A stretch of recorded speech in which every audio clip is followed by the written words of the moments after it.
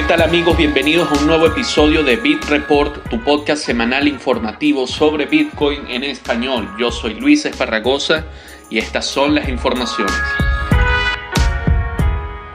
Bueno, y en el podcast de hoy todas las informaciones que vamos a tratar son igualmente importantes entre sí, pero vamos a empezar con la reportada migración de mineros de Bitcoin desde China hacia otras partes de Asia y otras regiones del mundo, ya que es un tema que importa muchísimo a toda la comunidad, no solamente porque, la matriz de opinión ambientalista tiene un impacto en el precio de Bitcoin, sino que también tiene un impacto en la usabilidad de la red, en la eficiencia, en el manejo de las transacciones, en el poder de procesamiento de la red. Y esto sin duda interesa muchísimo a todos los usuarios, tanto a los usuarios como a los inversionistas de esta criptomoneda. El reporte de Edward Evenson, jefe de desarrollo comercial de Braiins, una empresa de minería digital que gestiona el reconocido pool de minería Slush Pool, reporta que ya una buena cantidad de mineros de Bitcoin establecidos en China ya están migrando hacia Norteamérica, Estados Unidos y Canadá, y también a zonas de Europa y otras regiones de Asia Central, fuera del país chino, fuera de China. A pesar de que la temporada de lluvias comenzó en China y esto propicia la migración interna de los mineros, dentro de China, que se reubican para acceder a mejores fuentes de energía y también huir de las inundaciones. Lo cierto es que los mineros están migrando fuera del país debido al temor generado por las declaraciones de funcionarios del gobierno chino que, estaban dirigidos en contra de las criptomonedas y en contra de la minería. Esa fue una de las razones por las que se atribuye la bajada del precio de Bitcoin, las prohibiciones de China. Pero bueno, a pesar de que esto pudiera tener un impacto en el procesamiento de Bitcoin, en la dificultad y en el poder de procesamiento de la red, esto ahorita no está teniendo un impacto inmediato. Se trata de, un proceso de largo plazo, algo progresivo, pero sin duda los analistas identifican esta migración de los mineros como una clara tendencia para los próximos años. La noticia sobre la reubicación de los mineros de Bitcoin viene acompañada en paralelo con la decisión de Michael Saylor, Elon Musk y otros importantes inversionistas de la industria energética y de la industria de minería de Bitcoin de formar el Consejo Minero de Bitcoin. Más temprano esta semana se anunció que varios líderes de la industria energética y de minería de Bitcoin habían tenido una reunión para, abarcar todas las actividades de minería de Bitcoin en Norteamérica y buscar generar políticas de minería de criptomonedas más amigables con el ambiente. Como bien saben, mientras Elon Musk durante la semana pasada emitió algunas opiniones en contra de la minería de Bitcoin y a favor de la narrativa ambientalista, Michael Saylor toma la iniciativa, de reunir a Elon con otros sectores de la industria y, desmontar esta matriz de opinión, esta narrativa y, educar un poco más a Elon acerca de la naturaleza de la minería de Bitcoin, de la industria que la circunda y de cómo se consume energía en esta industria. A pesar de que algunos estiman que el consumo de energía renovable de la minería de Bitcoin está rondando el 70%, sigue siendo un tema de preocupación para muchos. Con frecuencia aparece en los medios de comunicación tradicionales y es un debate que está muy vigente en la palestra, pública de la comunidad de Bitcoin y también de la comunidad de la defensa ambiental y de las energías renovables. Como bien sabemos, tanto la minería de Bitcoin como su protocolo y su red funcionan de manera descentralizada, P2P, y si bien no estamos acostumbrados en este proyecto a tener, consejos u organizaciones que moldeen o que traten de liderar toda una industria, Yo sí veo beneficioso que quizás algunos líderes de la industria a nivel regional en Norteamérica trabajen, digamos, en su rama comercial y en su rama investigativa para ver cómo mejorar su trabajo. Esto tendría que hacerse con mucho cuidado para evitar afectar el protocolo de Bitcoin de alguna manera, ya sea cumpliendo con algunas normativas, digamos, regulatorias que estén más enfocadas del lado de la censura y del lado de limitar las actividades de la minería de Bitcoin y también de sus usuarios, pero sí veo bastante productivo y beneficioso que lleguemos a un marco común o un acuerdo común de la industria sobre cómo, digamos, desarrollarla o desenvolverse de mejor manera, de una forma que sea beneficiosa tanto para el ambiente como para la salud del protocolo Bitcoin. También o tampoco no podemos ignorar los beneficios de que más mineros estén saliendo de China y se distribuyan alrededor del mundo precisamente por la naturaleza descentralizada y distribuida de Bitcoin. Se vuelve algo necesario tener mineros alrededor del mundo debido a que, bueno, como hemos comentado, la temporada lluviosa en China ha afectado el hash rate de Bitcoin, el poder de procesamiento. Los mineros se apagan, empiezan a migrar entre regiones, huyendo de las inundaciones, buscando otras fuentes de energía, y esto tiene un efecto en toda la red y afecta a todos los usuarios en todo el mundo. Como hemos venido comentando en BitReport, esta intermitencia afecta gravemente a la minería de Bitcoin. Desde el mes pasado, desde abril, mediados de abril, cuando ocurrió un ajuste de dificultad. Digamos, antes del ajuste de dificultad se desconectaron muchos mineros y la red se puso lenta y se puso costosa. Luego tuvimos uno de los ajustes de dificultad más grandes de la historia de Bitcoin y la minería se regularizó nuevamente. Desde entonces han venido conectándose más mineros a la red, y en el ajuste de dificultad que entró en vigencia el día de ayer, tuvimos un descenso del 15%, uno de los más grandes también de los meses recientes de Bitcoin, y precisamente por los mineros desconectarse y conectarse entre periodos de dificultad es que ocurren estos ajustes tan grandes, tan pronunciados. El previo ajuste de dificultad de Bitcoin había dejado la dificultad en 21T y ahora se ubica en 17T. Entonces esta variación la podemos identificar, es bastante notable y obedece a las dinámicas que hemos estado comentando en este episodio: la migración de los mineros de China, dentro de China para otras regiones y fuera de China también, y las diferentes dinámicas de los mineros que se conectan y desconectan a lo largo del mundo. Ahora, es importante recordar que el modelo de seguridad de Bitcoin no depende solamente de la minería, ya que los mineros confirman las transacciones y sí, agregan bloques a la cadena, cuidan la historia, pero también los nodos del usuario tienen un papel importante en cuidar la historia de Bitcoin. ¿Qué es la historia de Bitcoin? Es el registro de las transacciones, de todos los eventos que ocurren en la red, quedan registrados en la blockchain, en los bloques de la blockchain. Y los mineros no son los únicos encargados de cuidarla. Cuando nosotros tenemos un nodo,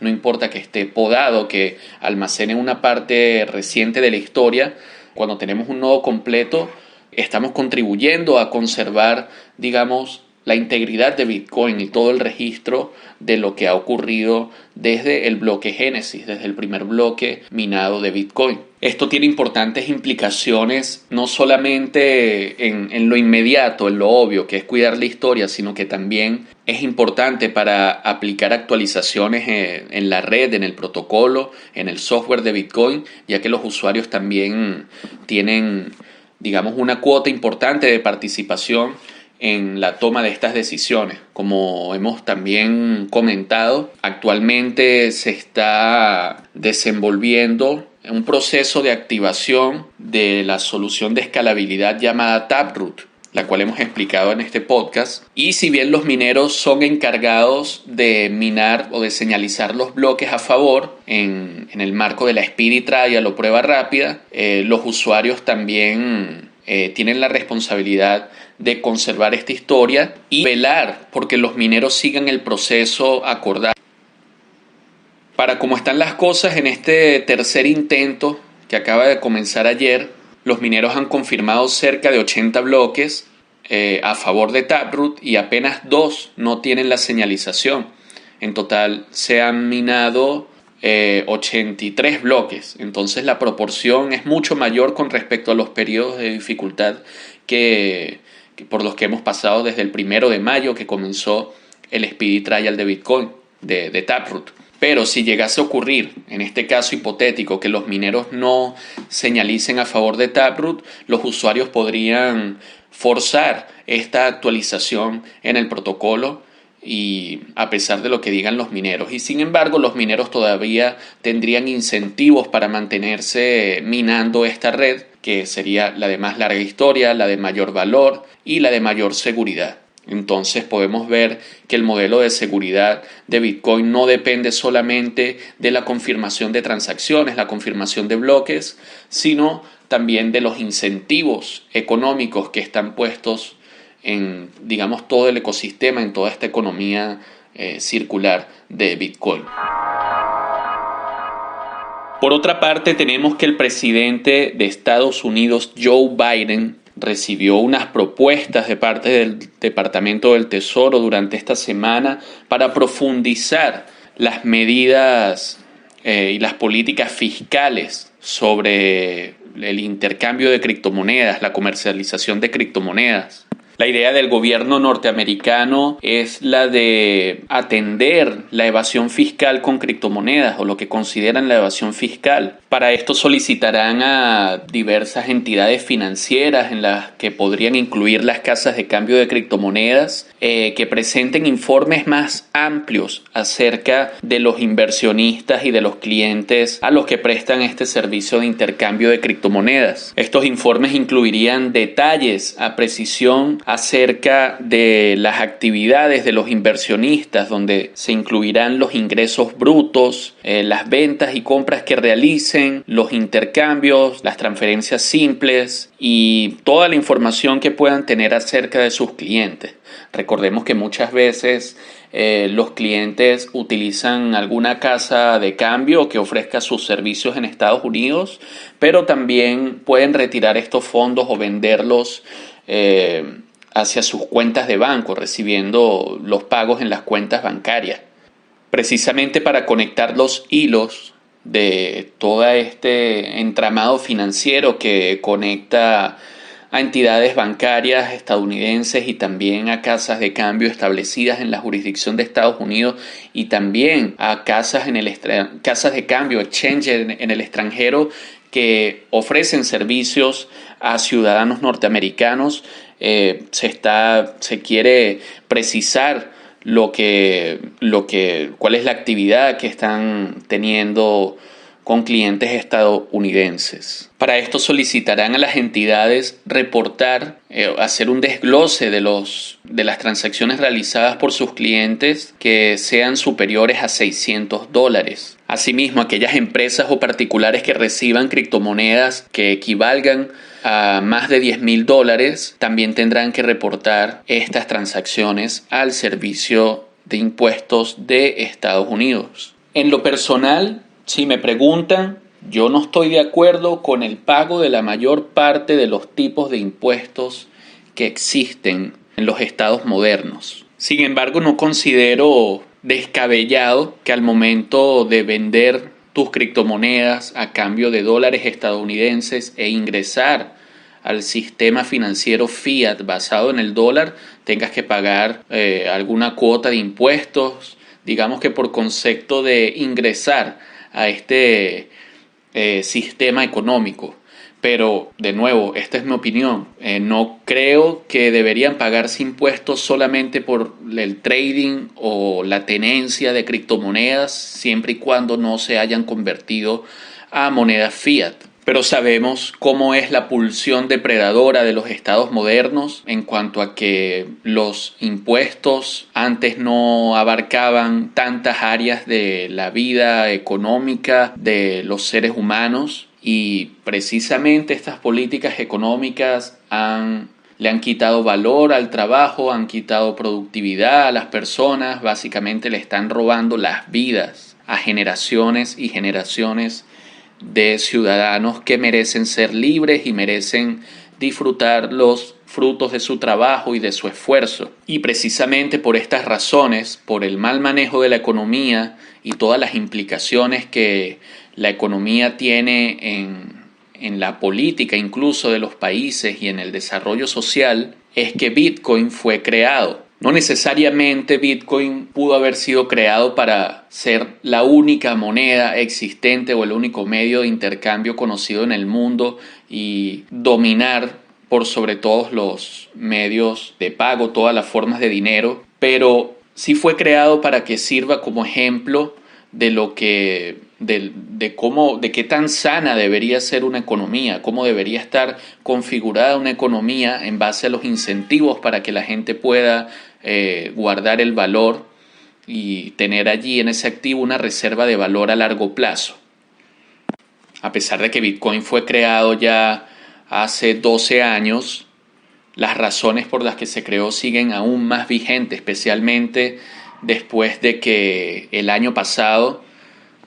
se emitieron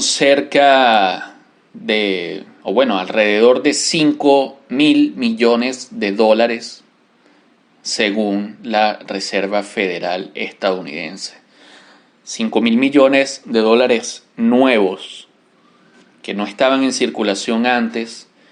y que entraron en circulación a través de rescates económicos, incentivos a la economía,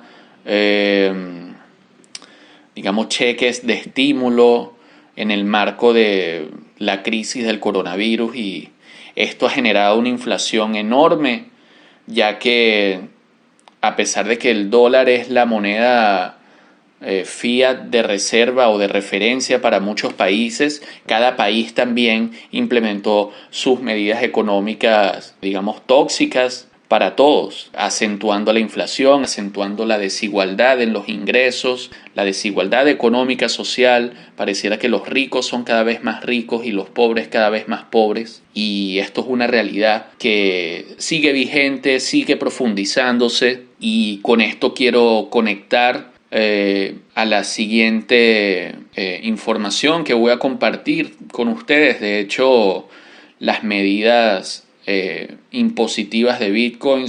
de Biden sobre Bitcoin están enmarcadas en el aumento del gasto federal de Biden, que Biden está proyectando en 6.000 millones de dólares para 2022. Aunque esto no es algo oficial, sino documentos filtrados, posiblemente la administración de Biden esté contemplando un gasto público que, según el New York Times, no se veía desde la Segunda Guerra Mundial, entre 1939 y 1945. Estamos hablando de casi un siglo de historia entre esta comparación. Pero las políticas de Estados Unidos parecen intactas, parecen seguir afianzándose en la deuda, en la emisión de crédito, en la emisión de billetes sin respaldo. Y esto deja mucho más en evidencia que el dólar pareciera estar más respaldado en las políticas militares de Estados Unidos que en su verdadero valor económico. De hecho, el dólar se encuentra con sus índices económicos más bajos de toda la historia, según investing.com, en un índice marcando 90, cuando en años previos, por ejemplo en el año 2000, el índice estaba en 120. Esto se traduce no solamente en la pérdida del poder adquisitivo del dólar, sino también en la pérdida de su valor frente a otras monedas nacionales en el mundo. Como sabemos, actualmente hay potencias que están tratando de hacer movidas comerciales para desplazar al dólar de su poderío económico. Podríamos mencionar a China, podríamos mencionar a Rusia. El euro también representó en su momento una pequeña amenaza para el dólar estadounidense. Sin embargo, durante los últimos años, digamos que Estados Unidos ha apelado a sus relaciones comerciales, a sus relaciones políticas, su estrategia militar alrededor del mundo para sostener el valor de su moneda. Entonces aquí es cuando queda en evidencia que no solamente existen consecuencias económicas que atender, sino también consecuencias y graves daños humanos y sociales, incluso en otros países del mundo donde las actividades de Estados Unidos tienen un impacto severo. No quiero decir con esto que voy a caer en una retórica, no sé, progresista, izquierdista, antiimperialista y todo lo que conocemos, digamos, todo ese cliché discursivo, pero sí es una realidad que las actividades de Estados Unidos alrededor del mundo a veces carecen de escrúpulos y todo ha sido para mantener su poderío económico. Yo pienso que Estados Unidos podría enfocarse mucho más en desarrollar sus dinámicas sociales, en tener una economía más sana y así, digamos que sostener su poderío económico no costaría vidas alrededor del mundo, no costaría energía, no costaría tiempo para el resto del mundo y seguramente tuviera una mejor posición